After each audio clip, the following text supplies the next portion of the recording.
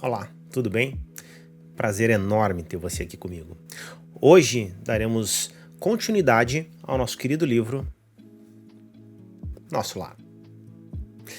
No capítulo passado, foram as mensagens de Emmanuel e de André Luiz, falando sobre a importância do trabalho, diretamente focado à mensagem, ou seja, retirava-se o autor ou quem quer que seja que estivesse transmitindo esta mensagem, deixando apenas ela por si só.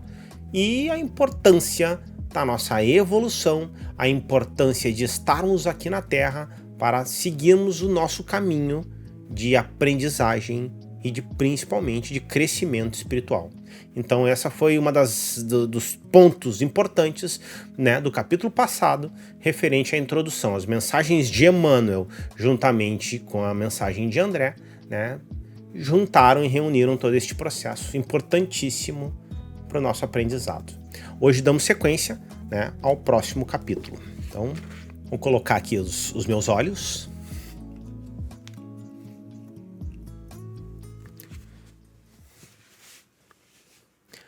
Nas zonas inferiores. Eu guardava a impressão de haver perdido a ideia de tempo. A noção de espaço esvaíra-se-me de há muito. Estava convicto de não mais pertencer ao número dos encarnados no mundo. No entanto, meus pulmões respiravam a longos haustos. Desde quando me tornaria joguete de forças irresistíveis? Impossível esclarecer. Sentia-me, na verdade, amargurado duende nas grades escuras do horror. Cabelos eriçados, coração aos saltos, medo terrível senhorando-me. Muitas vezes gritei como louco, implorei piedade e clamei contra o doloroso desânimo que me subjugava o espírito. Mas, quando em silêncio implacável não me absorvia a voz estentórica, lamentos mais comovedores que meus respondiam-me aos clamores. Outras vezes, gargalhadas sinistras rasgavam a quietude ambiente. Algum companheiro desconhecido estaria, a meu ver, prisioneiro da loucura. Formas diabólicas, rostos álvares, expressões animalescas surgiam de quando em quando, agravando-me o assombro. A paisagem, quando não totalmente escura, parecia banhada de luz alvacenta, como que amortalhada em neblina espessa, que os raios do sol aquecessem de muito longe. E a estranha viagem prosseguia. Com que fim? Quem o poderia dizer? Apenas sabia que fugia sempre. O medo me impelia de roldão, onde o lar, a esposa e os filhos perdera toda a noção de rumo. O receio do ignoto e o pavor da treva absorviam-me todas as faculdades de raciocínio. Logo que me desprendera dos últimos laços físicos em pleno sepulcro. Atormentava-me a consciência. Preferia a ausência total da razão, o não ser. De início, as lágrimas lavavam-me incessantemente o rosto, e apenas, em minutos raros, felicitava-me a bênção do sono. Interrompia-se, porém, bruscamente, a sensação de alívio. Seres monstruosos acordavam-me irônicos. Era imprescindível fugir deles. Reconhecia agora a esfera diferente a erguer-se da poalha do mundo, e, todavia, era tarde. Mal delineava projetos de solução. Incidentes numerosos impeliam-me a considerações estonteantes. Em momento algum, o problema religioso surgiu tão profundo a meus olhos. Os princípios puramente filosóficos, políticos e científicos figuram-se-me agora extremamente secundários para a vida humana. Significavam, ao meu ver, valioso patrimônio nos planos da Terra, mas urgia reconhecer que a humanidade não se constitui de gerações transitórias, e sim de espíritos eternos a caminho de gloriosa destinação. Verificava que alguma coisa permanece ainda de toda cogitação meramente intelectual. Esse algo é a fé. Manifestação divina ao homem. Semelhante análise surgia, contudo, tardiamente. De fato, conhecia as letras do Velho Testamento e muitas vezes folheara o Evangelho. Entretanto, era forçoso reconhecer que nunca procurara as letras sagradas com a luz do coração. Identificava-as por meio da crítica de escritores menos afeitos ao sentimento e à consciência, ou em pleno desacordo com as verdades essenciais. Noutras ocasiões, interpretava-as com o sacerdócio organizado, sem sair jamais do círculo de contradições em que estacionara voluntariamente. Em verdade, não fora um criminoso no meu próprio conceito. A filosofia do imediatismo, porém, absorvera-me. A existência terrestre que a morte transformara não fora assinalada de lances diferentes da craveira comum. Filho de pais excessivamente generosos, conquistara meus títulos universitários sem maior sacrifício, compartilhara os vícios da mocidade do meu tempo, organizara o lar, conseguira filhos, perseguia situações estáveis que garantissem a tranquilidade econômica do meu grupo familiar. Mas, examinando atentamente a mim mesmo, algo me dizia experimentar a noção de tempo perdido com a silenciosa acusação da consciência. Habitara a terra, gozara-lhe os bens, colhera as bênçãos da vida, mas não retribuía ceitil do débito enorme. Tivera pais cuja generosidade e sacrifícios por mim nunca avaliei. Esposa e filhos que prendera ferozmente nas teias rijas do egoísmo destruidor. Possuíra um lar que fechei a todos os que palmilhavam o deserto da angústia. Deliciara-me com os júbilos da família, esquecido de estender essa bênção divina à imensa família humana, surdo a comezinhos deveres de fraternidade. Enfim, como a flor de estufa, não suportava agora o clima das realidades eternas. Não desenvolvera os germes divinos que o Senhor da vida colocara em minha alma. Sufocara-os criminosamente no desejo incontido de bem-estar. Não adestrara órgãos para a vida nova.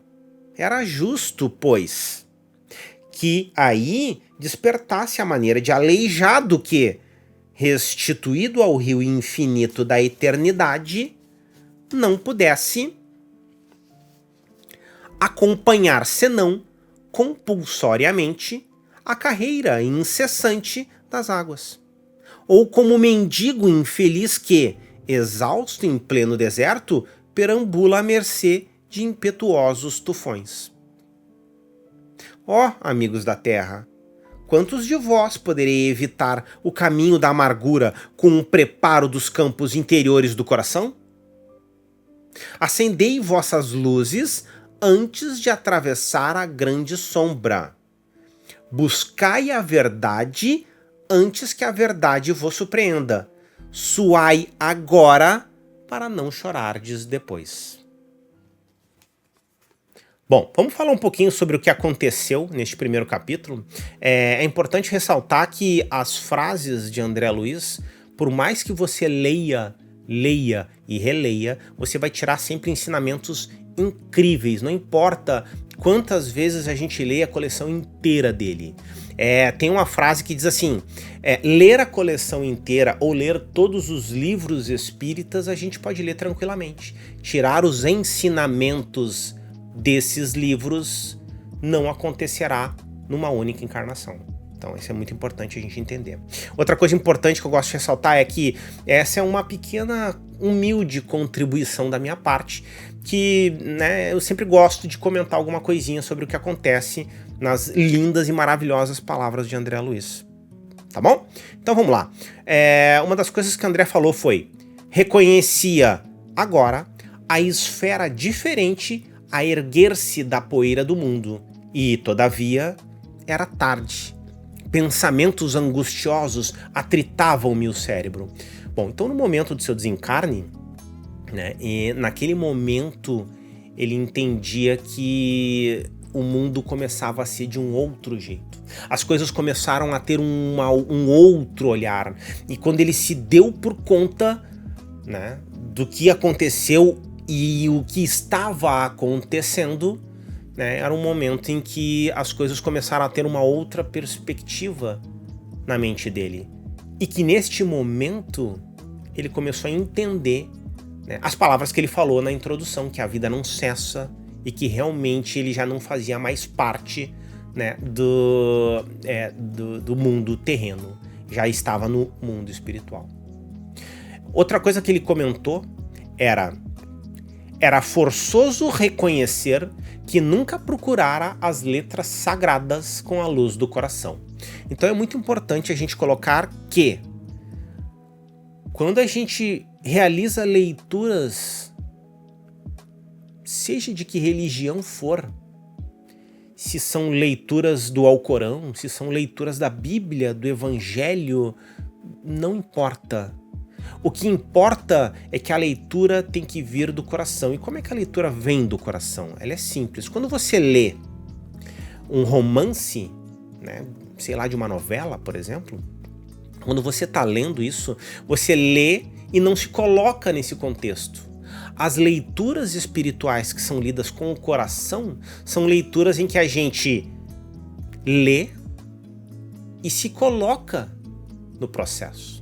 Quando a gente lê, né, que o que a mão direita faz, o que a nossa mão direita faz, a mão esquerda não deve saber, ou o que a mão esquerda faz, a nossa mão direita não deve saber, é que nós devemos nos colocar nesse processo de que o que fazemos não devemos pedir reconhecimento. Então é assim que se lê com o coração. Não importa. Quando se lê palavras de Jesus, quando se lê palavras de Deus, nós temos que ler com o coração, nos colocar no contexto e sentir, né, onde nós nos encontramos nesta leitura. Muito importante isso. Outra palavra do André Luiz muito importante é: examinando atentamente a mim mesmo, algo me fazia experimentar a noção de tempo perdido, com a silenciosa acusação da consciência. Muito importante isso, porque o que acontece é o seguinte: neste exato momento, quando ele desencarna e ele está nas regiões trevosas, ele começa a sentir inicialmente as dores físicas, né? A dor das questões do maltrato digestivo que ele teve, né? Da vida, né, desregrada que teve, né, com o corpo, né, com o que fez. E a partir dali ele começou a associar, sair dessa associação de dor física para começar a entrar nas dores da alma. Porque quando você começa a sentir que o teu tempo é perdido, não é mais uma dor física, ela começa a ser uma dor espiritual, uma dor de arrependimento. Então, neste exato momento em que ele fala isso, ele começa a transitar entre dor material para dor espiritual, mesmo desencarnado, né? A gente não pode esquecer que quando desencarnamos por excessos da bebida, por exemplo, sentiremos esses excessos, né?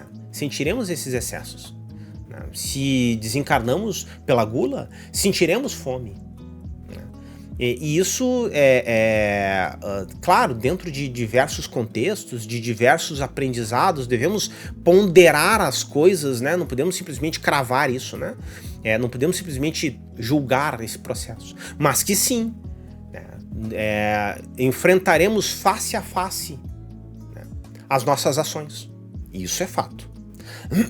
Então, outra coisa que ele fala também é muito importante, é o seguinte: quando ele começa, quando ele começa a associar, né, fazer a transição da dor material para a dor física no caso, né, as dores físicas para dores espirituais, entra esta frase: tivera paz, cuja generosidade e sacrifícios por mim nunca avaliei. Esta é uma das mensagens, eu acho que mais importante neste capítulo. Claro, como eu disse, essa é a minha opinião, né? Se você ainda tem um relacionamento carnal, material com seu pai, com seus pais, se você ainda tem rusgas com relação a isso, pare com isso. Procure seus pais. Se desculpe. Converse com eles. Peça perdão pelas suas ações, mesmo que você não seja o culpado. Isto não importa mais. Porque no final das contas, quando nascemos, fomos criados por eles. Eles deram todo o amor e todo o carinho. Ah, mas o meu pai, ele foi muito malvado comigo. Claro, isso não é justo. Isso não é certo. Mas você vai devolver este erro com outro erro? Ou até mesmo com o mesmo erro? Ou seja, ele te trouxe indiferença e você vai devolver indiferença? Será que isso é o certo? Pensa nisso.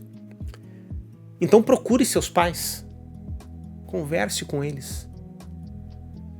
Mas, porém, não consegui conversar com os meus pais. E eles já partiram para o plano espiritual. E aí fica aquela culpa na gente, né, de não ter resolvido isso. Mas acredite, se você tem o desejo de se resolver com os seus pais, aquele desejo profundo no coração, de verdade, esse desejo que toma o teu ser de se resolver com eles, acredite, já está resolvido. Já está resolvido, os seus pais já te perdoaram. Eles já não só te perdoaram, como neste exato momento eles estão ali, te acompanhando, te iluminando, te ajudando. Fique tranquilo, fique em paz. Não carregue essa mágoa contigo. Não carregue essa energia da mágoa contigo. Se você tem o desejo profundo de se desculpar com seus pais e eles já partiram, acredite, você já se desculpou. Tá bom? Outra coisa que o André falou, e também isso é bem interessante, é deliciar-me com a felicidade familiar, esquecendo de estender essa bênção divina à imensa família humana. Esquecido dos pequenos deveres da fraternidade. Bom, aqui, para quem tem ou faz parte da família, isso pouco importa, nós temos o costume de separar, e isso, claro, faz parte do nosso contexto mesmo, isso é muito natural, em que a gente separa as pessoas do nosso meio, né, da nossa família, com as pessoas que estão do lado de fora, as pessoas que não são da nossa família. Então a gente faz essa separação, quando na verdade não deveríamos. Não deveríamos fazer essa distinção. Por quê? Porque família não é só a família da qual estamos aqui, pai, mãe, tio, tia, avô, vó. É família humana, família eterna, que é a nossa família do mundo. A frase que diz somos filhos de mesmo pai e por conseguinte todos nós somos irmãos, esta frase ela tem um poder gigante. Então quando nós temos uma família unida, uma família feliz, nós temos que estender isso à nossa outra família, que na verdade é a mesma. Então, quando a gente estende o nosso amor à nossa família, às outras pessoas, é como a gente estender a mão a um irmão que precisa da nossa ajuda. E isso é estender o amor, o carinho, a caridade. São essas práticas que temos que ter com as pessoas. Porque quando a gente tem essas práticas, a gente estende o amor familiar para o amor da terra, para o amor de uma única família, para o amor da família de Deus. É isso o segredo de tudo. Já disse antes, vou repetir. Como se estende o amor da família que a gente sente para as outras pessoas? É simples. Amor, amor e amor. Não tem como ser diferente disso. Então, quando a gente estende a mão para o nosso irmão, até mesmo não nos momentos difíceis, mas sim também ser feliz nos momentos felizes dele. Quando aquele irmão conseguiu realizar as suas conquistas, quando ele conseguiu chegar onde ele queria chegar naquele momento, não só material, mas espiritual, ele começa a se conectar com Deus, começa a se sentir feliz, começa a ter momentos magníficos na vida, né? A gente tem que sentir alegria por ele também, porque ele é o nosso irmão. E aí nos momentos de tristeza, nos momentos que derrubam o nosso irmão, nós temos que estar ali. Estar ali e poder estender a nossa mão e ajudá-lo no que for preciso. E aí, gostou do vídeo? Se gostou, deixa o like, se inscreve no canal, compartilha. Porque quando a gente compartilha a mensagem de Deus, a gente também compartilha amor. E quando a gente compartilha amor, a gente não pode esquecer que a gente compartilha caridade. E se você perdeu a introdução de Nosso Lar, só clicar aqui no vídeo, pega a tua aguinha, senta com calma, vê o vídeo, depois conta pra mim nos comentários o que achou, tá bom? Que a paz do Senhor esteja com todos vocês. Tchau, tchau.